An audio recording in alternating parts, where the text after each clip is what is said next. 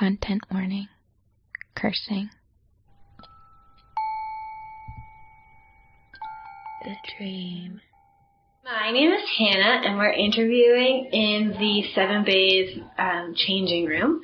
And I had a dream last night that lasted the entire night long. I kept waking up and I'd fall back asleep and still have the exact same dream. And it started out where I realized that my dad and my stepmom got back together and they adopted a whole whack of kids. And my stepmom's a teacher, so in the dream I rationalized that she must have adopted these kids from her class. And there is truth to it because my parents actually did adopt a little girl years ago. But so in this dream, after I realized that my parents have adopted all these children, I realized I'm pregnant with identical twin boys. And I have a few days where I'm supposed to go into the hospital and be induced. So I go into the hospital, and the person I choose to bring with me out of all of my siblings is my stepbrother's partner, who I had never met before, but he comes with me to the hospital, and we realized in this appointment that I wasn't supposed to be induced. I was actually supposed to go into labor myself during the course of this 5 days. But we find out during this appointment that the babies are probably weigh a pound each, so it's not safe to actually have them anyway. But we also find out that one of the babies has his umbilical cord wrapped around his neck, so they decide they actually do want to induce in a few days. So I'm really worried, and they also find out that I have another pregnancy going on at the same time, but that one is I'm pregnant with identical twin girls, and it happened at a different time, so the timeline is different, but I'm only going to be induced for the twin boys. So a few days later, I bring a friend with me, and this friend is a photographer in real life. She comes with me to the medical center where I'm going to be induced to have the babies. And the medical center has changed from this typical hospital to this really chic, cute community care center. But the one doctor and one nurse who work there decided they want to start marketing it very heavily. So they've painted all the rooms really bright pink and yellow and green, and there's flower wallpaper all over the walls, and they prop me up in this room, and they want my friend who's a photographer to start taking photos of me in this room. But I feel really self-conscious because I realize I don't look very pregnant. Even though I'm having 2 pregnancies of 2 different sets of identical twins, I'm self-conscious about how small my stomach is. And then she's taking photos of me, and then I wake up, and I don't even ever get to have the babies.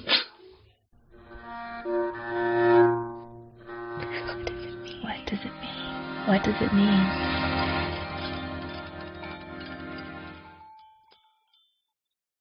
Hi, friends.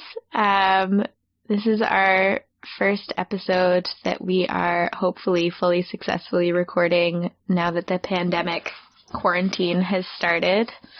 God, that's a very dystopian intro.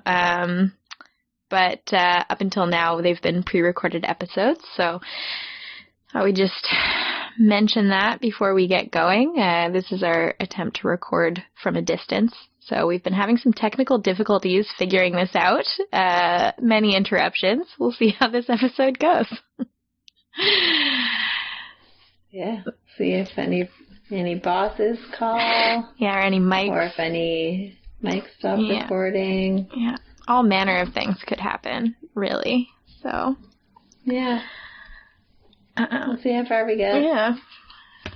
So, any first thoughts about Hannah's multiple twin pregnancy dream? I was exhausted. Yeah. I was exhausted by the end of it, honestly. A lot happens. It's a marathon. Yeah.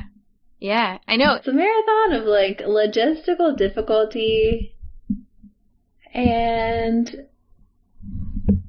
then it's you're going through all this hell to try to figure out what your situation is and where you're supposed to be and when and with who, and then you're not even pregnant enough. You're oh wait, I'm not cool enough to be in this hip medical facility even. I literally was just trying to solve my just trying to get these twins born. That's all I wanted to do, and now I'm like not even. I don't know. It just was like a lot. It's a lot of pressure the whole time. It's a lot of pressure. Yeah, the whole thing does feel like a lot of pressure. Especially, yeah, that end part where she feels self-conscious because she doesn't look pregnant enough, despite the fact that she's so pregnant with 4 children who are all due at different times. I love that there's like 2 separate pregnancies inside her body at once. I feel like there must be animals that can do that. I guess kind of, can we? No. Like, is it like she has like she has like identical twin boys and they're like the same cell in 2 babies, and then she has like, I guess it's like she has quadruplets, except it's like, yeah, the girls are identical and the boys are identical, but they're like fraternal to each other. I think this is one of those things where anyone who knows about these things is going to listen to this and just cringe the whole time. But my understanding, that's why this the whole is premise a of our podcast. Okay, Yeah, we don't have to know anything. Yeah. But my understanding is that once a uterus has a fertilized egg implanted in it, then the ways that other eggs would get in there and get that action are sealed off. And, it's like the little henchmen, they close the doors. They have to get in at the same time. Yeah. Yeah, like fraternal twins happen in people or in the freak situations or whatever where 2 eggs are dropped at once. Like where when you're ovulating, your ovaries go on overdrive. Whoa. Yeah. That's a lot of ov sounds. Ovary drive. Ovary drive.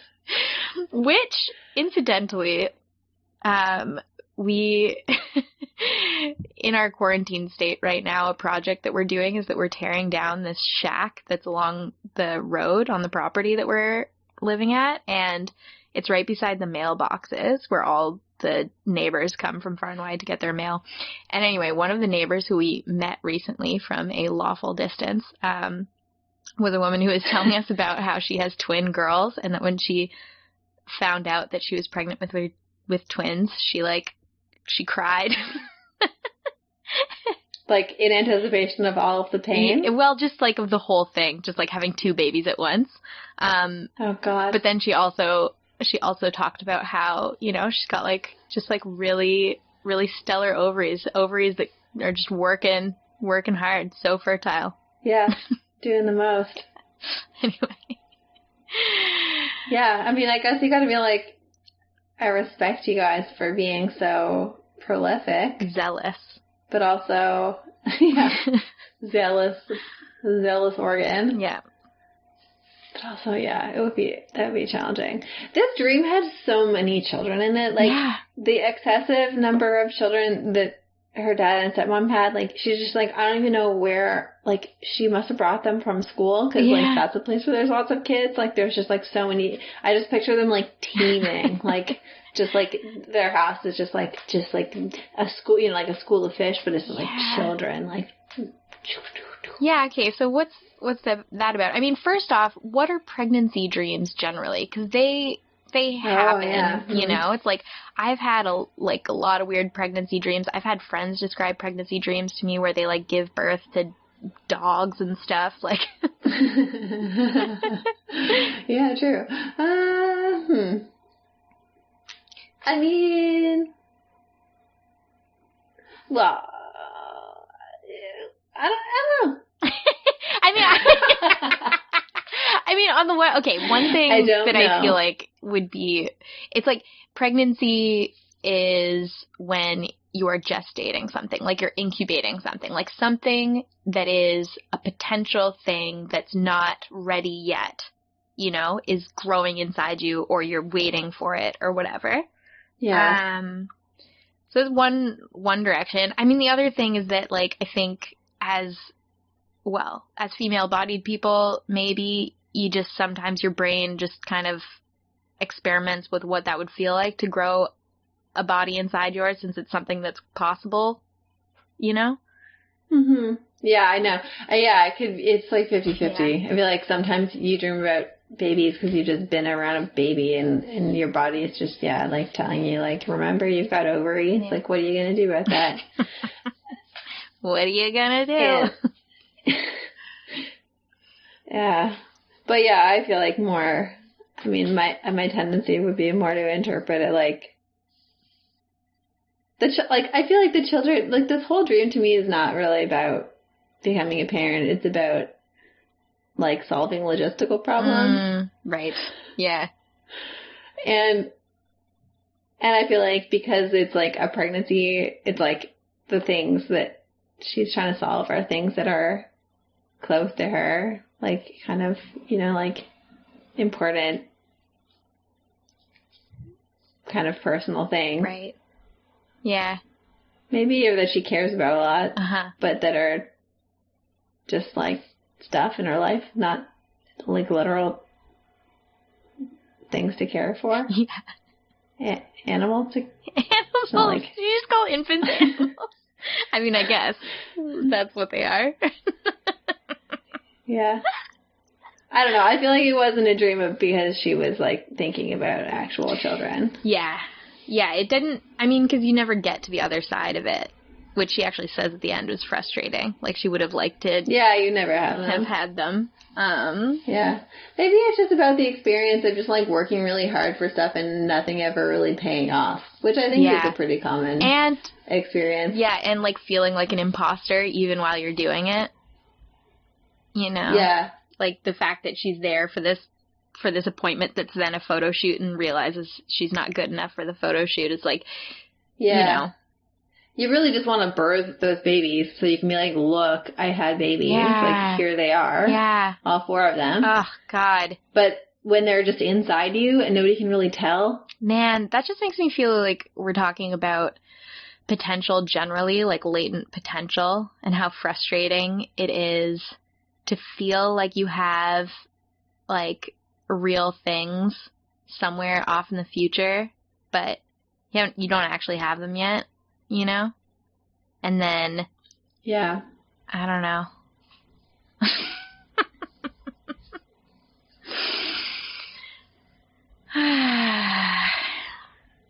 To be honest, my brain is just kind of, like, real foggy these days, so it's hard to, like, come up with meanings for anything.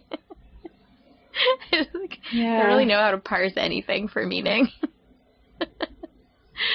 I kind of feel that way, too. Yeah. Makes this a tricky exercise. Dear our listeners, just make your own interpretation of this, because we're not going to this time. We are out of order. Yeah. The facilities are going through maintenance and yeah. I guess, like, in keeping with the way that I feel these days, pregnancy that never reaches an end point is kind of like waiting for a future that might not arrive. Oh, God. Yeah. Wow.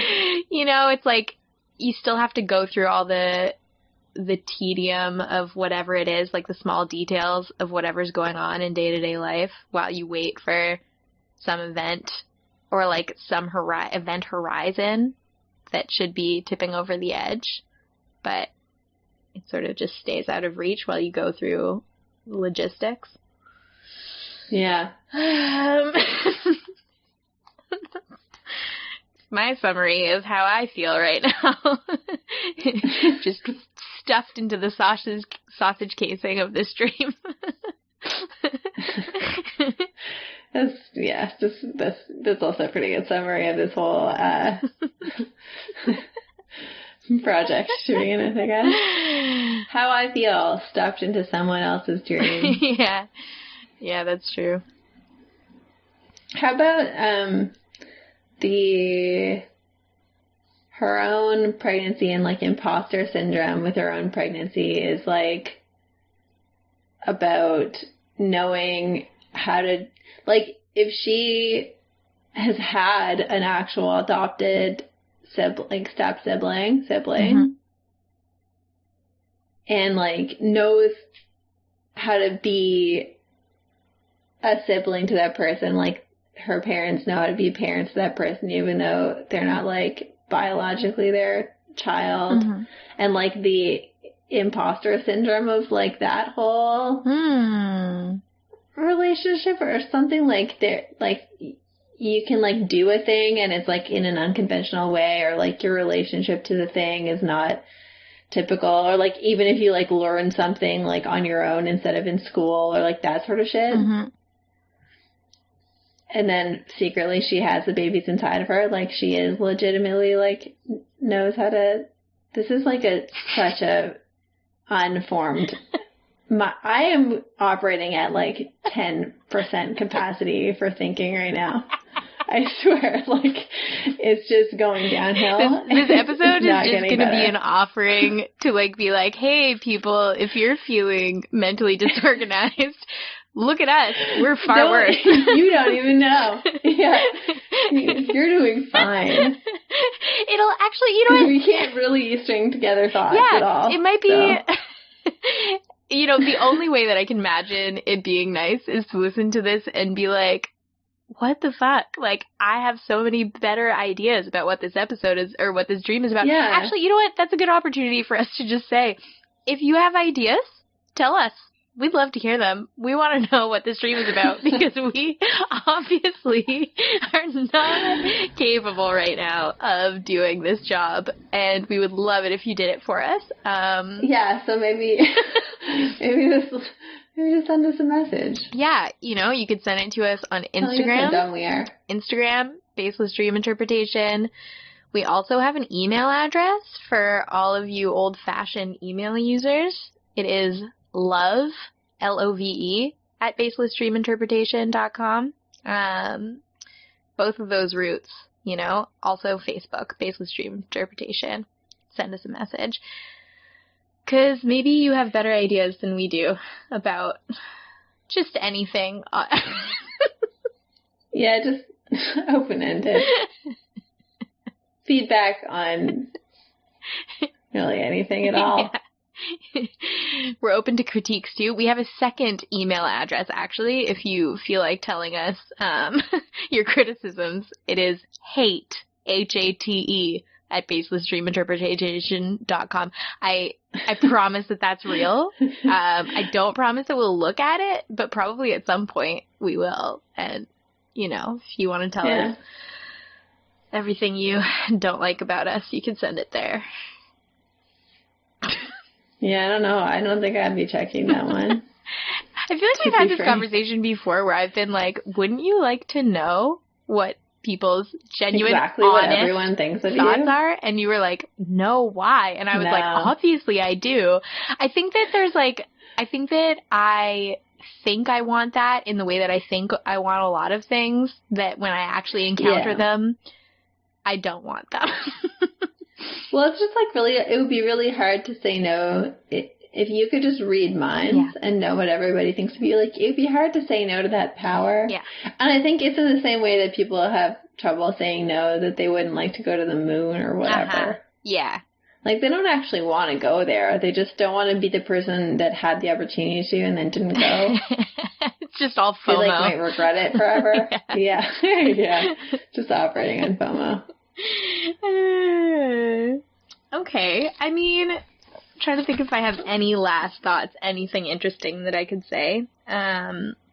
'Cause I really enjoyed this dream from Hannah. I thought that it was a fun story, and it's interesting to think about having a dream like this all night, you know? It's like, that's stressful.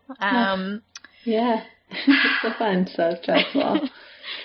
You know, lots of good details, like the umbilical cord wrapped around one of the twin boys' necks. The fact that they're a pound each, so they're going to be really tiny when they come out, but they still have to come out because it's dangerous. I don't know. I just kind of feel like this is like placeholder anxiety dream. Right. it's one of those things where like, it could have been like, the story could have been that she had to go to the bank and like open a new account, and it would be like she went to the bank to open a new account, but actually what she had meant to go there for was like to deposit some money, but they couldn't do that until she like fixed the balance on her credit card, and and then she had to go get this paperwork. Like, it's that, I feel like it's that type of dream. Like, I have them kind of frequently that are just, you've got like an annoying logistical problem to solve. And you just have to go around trying to just deal with it. Right. Like, I just feel like that's basically what this is. Right. It's like... Is that really... but that's really boring, but I don't care. It's just... So it's like the feelings of having one of those days where you have to run around and do a bunch of things, and they're all kind of frustrating, and you're not quite getting any of them.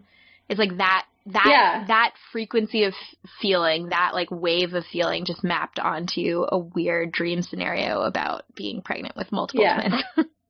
Yeah. Whereas at the very beginning, it's like irrelevant that it's their dad and stepmom's children. It's just like, 1 billion children, and you're like, okay, I've got this stage. It's like a lot of things. Right. And then you go to the hospital, and they're like, you're not supposed to be here. You are supposed to be here, but for a different reason. Oh, wait, we've changed our mind. We are going to do the thing that you came for that you weren't supposed to come here for. Oh, wait, there's this whole other side plot. So why do you think our brains do that? Like, what's the point of having that kind of dream? Is it just a habit that our brains are in? So it's like, here you go, more of what you do in your day-to-day. I don't know.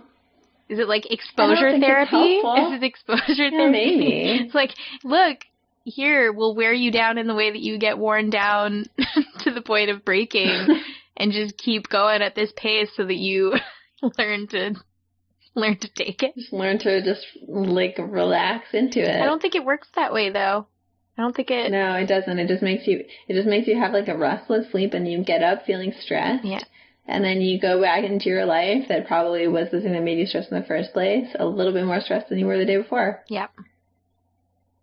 This makes me think of all of the dreams that I've had where I've realized, like, had kind of semi-lucid dreams where I've realized that I'm dreaming and something, like, that I don't want is happening within the dream, and I can't make the thing stop, but typically what I can do is just, like, fly away. And it's like, that seems like the only kind of solution to these kinds of dreams. It's like, you can't solve it within the dream itself. Like, you're not going to, if you stay pregnant with 4 children being born at separate times, whatever, like, that situation's never going to get improved. You just have to get out of that dream. Yeah. Which is sort of like some situations in life, you know? Or like... Yeah, just escape it. Yeah. Or like... just escape it. Or like step to the side of it. Like, if there's something that's occupying your brain in that way, you probably should, like, I don't know, don't solve it head on. Like, do something else for a bit, and then you'll feel better. Yeah. Yeah. That's true.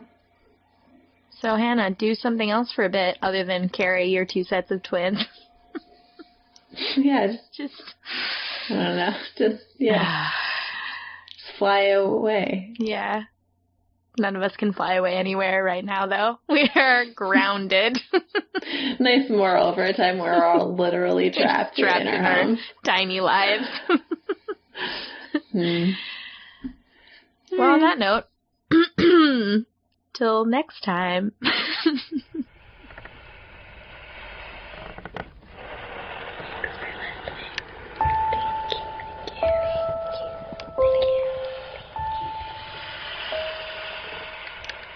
Thank you for listening.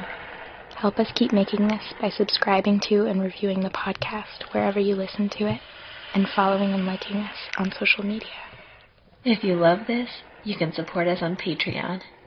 We will reward you.